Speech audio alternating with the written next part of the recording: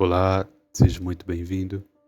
Esse canal nós debatemos assuntos sobre espiritualidade, sobre fé, sobre Jesus. E tem uma mensagem aqui que quero compartilhar ao seu coração, tá bom? Fique com a gente e curte, comenta, compartilha. Em Mateus 26, no versículo de número 36, diz o seguinte: Jesus foi com os discípulos para um lugar chamado Getsêmani. Ele disse: "Sente-se aqui enquanto vou ali orar." Então Jesus, levando consigo Pedro e os dois filhos de Zebedeu, aí ele começou a sentir uma grande tristeza e aflição, e disse a eles: "A tristeza que estou sentindo é tão grande que é capaz de me matar. Fique aqui vigiando comigo." Ele foi um pouco mais adiante, ajoelhou-se, encostou o rosto no chão e orou: "Meu Pai, se é possível, afasta de mim esse cálice de sofrimento. Porém, que não seja feito o que eu quero, mas o que tu queres." Depois voltou e encontrou 3 discípulos dormindo. Então disse a Pedro: "Será que vocês não podem vigiar comigo nem uma hora? Vigiem e orem, para que não sejam tentados. É fácil querer resistir à tentação, difícil mesmo é conseguir." Pela segunda vez, Jesus foi e orou: "Meu Pai, se este cálice de sofrimento não pode ser afastado de mim, sem que eu o beba, então que seja feita a tua vontade." Ele voltou de novo e encontrou os discípulos dormindo. Eles estavam com sono e não conseguiam ficar com os olhos abertos. Jesus tornou a sair de perto deles e orou pela terceira vez, dizendo as mesmas palavras. Então, voltou até onde os discípulos estavam e perguntou: "Vocês ainda estão dormindo e descansando? Olhem, chegou a hora. O Filho do Homem está sendo entregue à mão dos maus. Levantem-se e vamos embora. Vejam, aí vem chegando o homem que está me traindo." Esse texto fala a respeito de Jesus em Getsêmani, um pouco antes de ser levado, preso e julgado. Eu vou ler um outro texto para trazer um entendimento acerca dos assuntos em que irei abordar. Porém, um texto que se encontra em Mateus capítulo 8, no verso de número 23. Jesus subiu num barco e seus discípulos foram com ele. De repente, uma grande tempestade agitou o lago, de tal maneira que as ondas começaram a cobrir o barco. E Jesus estava dormindo. Os discípulos chegaram perto dele e o acordaram, dizendo: "Socorro, Senhor, nós vamos morrer." 26. "Por que é que vocês estão assim, tão medrosos?" respondeu Jesus. Como é pequena a fé de vocês. Como é pequena a fé que vocês têm." Ele se levantou, falou duro com o vento e com as ondas, e ficou tudo calmo. Então todos ficaram admirados e disseram: "Quem é este homem que manda até no vento e nas ondas?" Vejam, 2 textos muito distintos um do outro. 2 textos que um está no começo do Evangelho de Mateus e o outro está no final do Evangelho de Mateus. O texto que li primeiramente, se falava a respeito do Getsêmani.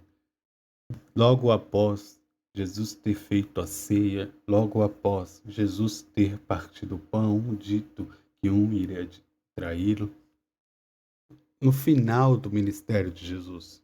Sabemos que o ministério de Jesus teve uma duração de 3 anos. E esse episódio do Getsêmani foi no final. O homem que o trairia viria logo após aquele episódio. ou seja, estava no final. Agora, aqui, no começo, aqui nós vemos uma outra passagem que Jesus está dormindo. Jesus está descansando. Jesus, eles chama os discípulos para ir para um outro lado do rio, para atravessar um rio, para atravessar um mar, e eles ali entram no barco para ir. Durante a noite, eles estão indo e acontece uma tempestade. Entretanto, os discípulos se apavoram com a tempestade, acorda Jesus. E sabe, essa questão de Jesus estar dormindo me pegou. Porque no Getsemane, Jesus estava aflito. Agora, na tempestade, Jesus está dormindo. No Getsemane era um jardim, era um lugar que era para estar descansando, era um lugar propício para aquilo. Jesus estava aflito com as preocupações, com as coisas que haveriam de acontecer, sabendo ele que iria ser julgado, sabendo ele que tinha um cálice a tomar. Jesus estava preocupado. Agora, aqui em Mateus Capítulo 8, nós vemos a tempestade, os discípulos apavorados com a tempestade, mas Jesus estava dormindo. Eu não sei se você está entendendo, mas a forma com que Deus age é diferente da nossa. A forma com que Jesus age é diferente da nossa. O problema é que nós estamos vendo a tempestade e estamos com medo. Nós ficamos duvidosos quando vemos as tempestades no Evangelho de Lucas, no Evangelho de Marcos. Outras traduções vai dizer: não importa, Senhor, com que nós vamos morrer. Os discípulos diz para eles. Aí Jesus vira e diz: por que vocês são tão medrosos? Como são pequena a fé que vocês têm? Jesus está dormindo enquanto eles estavam preocupados. Agora no Getsemane, Jesus estava preocupado enquanto os discípulos estavam dormindo. Sabe, a nossa preocupação muitas das vezes ocorre no momento de tempestade, mas é no momento do jardim, do descanso, que nós temos que nos preocupar.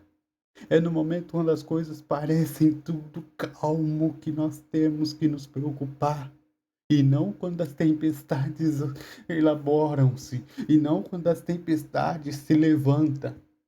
Jesus, ele é lindo porque nessa forma que nós vemos ele alterando o padrão, indo fora da estatística. É muito comum a gente nos desesperar no meio da tempestade, mas Jesus está dormindo. Aí no jardim ele está preocupado.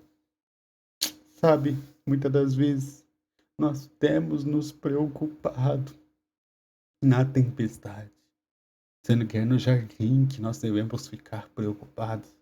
É no jardim que nós temos que orar e buscar ao Senhor. Eu quero dizer uma palavra de vida para você. Se você está preocupado com as coisas que estão acontecendo, com os levantes, com as dúvidas que ecoam na sua mente, fica em paz, pois até para as coisas terrenas, as coisas físicas, o Senhor tem autoridade. Os discípulos ficam maravilhados com o fato de Jesus acalmar a tempestade. E os discípulos ficam impressionados com o fato de Jesus acalmar a tempestade. Eu quero dizer para você que por esses tempos você vai ficar impressionado quando Jesus acalmar as tempestades. Então, descansa, durma bem e que você seja em tudo abençoado. Espero que essa palavra edifique a ti e te abençoe. Amém? Tamo junto, curte, comenta, compartilha.